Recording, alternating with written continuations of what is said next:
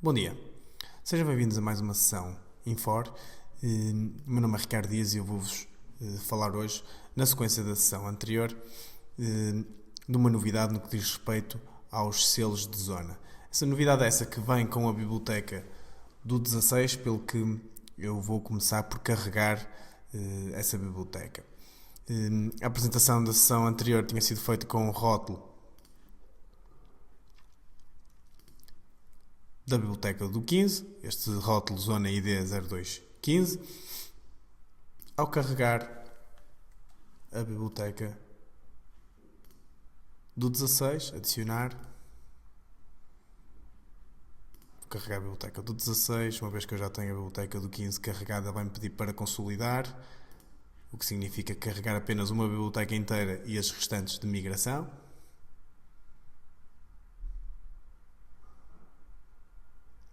Ok. Vai carregar.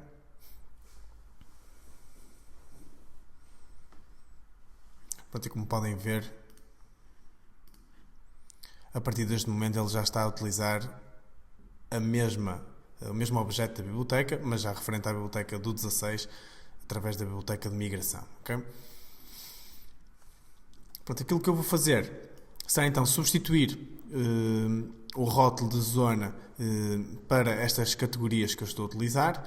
Eu para isso vou aceder aos atributos. Eu tenho já aqui a minha barra personalizada com os atributos e eu posso fazer por aqui, uma vez que já tenho este atalho criado, ou então pelas opções, atributos e categorias de zona, vai ser exatamente a mesma coisa. Pronto, e aqui, uma vez que eu estou a utilizar sempre esta categoria de zona, só tenho que dizer qual o rótulo que quero passar a utilizar com estas categorias de zona.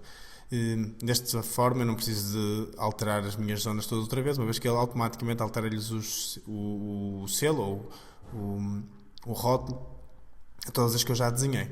Pronto, e a novidade da biblioteca prende-se então com este selo de zona 0216 da biblioteca da nova versão. Pronto, e eu alterando, significa que todas as zonas que eu já modelei vão ser representadas com o mesmo rótulo, que será este. E pelo que vocês já vão perceber, ele tem uma sensibilidade à escala e tem diferentes representações para as diferentes escalas, e vai ser aqui que me vou focar nesta sessão. Ok? Pronto, vocês conseguem ver que automaticamente ele alterou os rótulos de todas as zonas. Eu vou ao 3D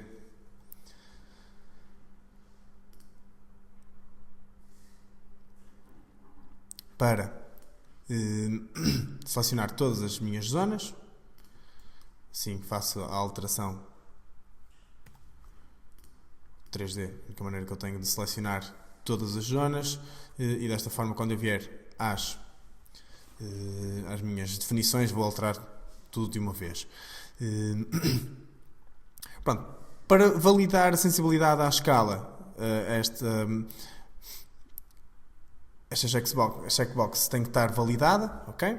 E depois ele vai me permitir, mediante a escolha que eu faço aqui, definir a minha representação, quer em termos de identificação, nome, número e mais alguns campos, quer em termos de acabamentos. Neste caso eu vou retirar, não vou querer nenhuma informação sobre acabamentos. E no que diz respeito a quantidades, por exemplo, áreas, perímetros, ok? Depois ainda temos mais alguns temas, como o estilo e o aspecto, se vai ter moldura, se não, ok? Pronto, até estes temas vão poder variar consoante a escala. Pronto, aquilo que vamos ver, eu vou já definir para as diferentes escalas. Por exemplo, há um 100, eu vou dizer que vou querer, pronto, muito bem, ver a minha identificação.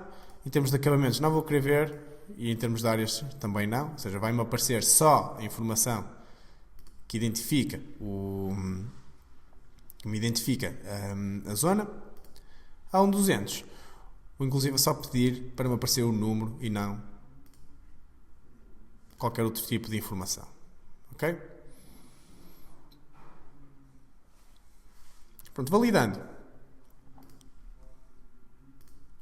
aquilo que me vai acontecer, por exemplo, em planta, eu passo a ter a informação que pedi. O nome, o número, a área e o perímetro das diferentes zonas. Pois claro que vou poder reposicionar os meus rótulos. Okay? Manipulando apenas os pontos quentes dos selos das zonas selecionadas. Pronto, como eu já defini alguns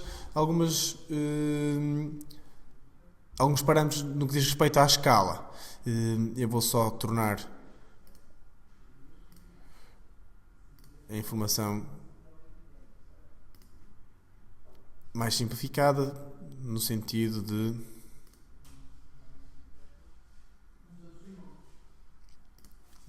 tornar, de apresentar menos informação.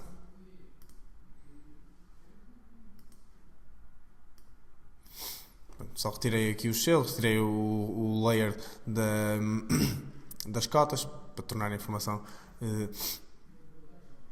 mais expedita quando eu reduzir a minha escala. Então, para a escala 100, por exemplo, eu tinha definido que só queria ver o nome e o número, e para a escala 200 eu defini que só queria ver o número. Pronto, mas estamos a ver que, por exemplo, os rótulos deixam de caber, uma vez que eles já tinham uma definição de tamanho para a escala 1.50, quando eu reduzo a escala, eles mantêm o mesmo tamanho em impressão, que significa que altera-lhes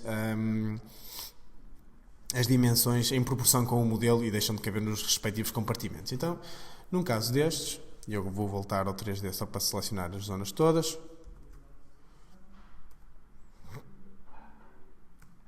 Ok? E vou, então, para as minhas definições, e vou poder dizer que, por exemplo, para a escala 200, as zonas selecionadas, eu vou-lhes poder alterar o tamanho do título e o tamanho do que está dentro do bloco de texto. Neste caso, o que está no bloco seria só o número. Se voltar à planta, passaria a ter outro tamanho, para vocês verem a alteração. Vou reduzir ainda mais um bocadinho. Ok? Para caber. Alterando a caixa, teria que alterar o tamanho do título. Ok? Uma vez que o título é que define o tamanho da moldura. Mas aqui consegui gerir o tamanho dos meus números para a escala 200. Por exemplo, quando fosse para a escala 100,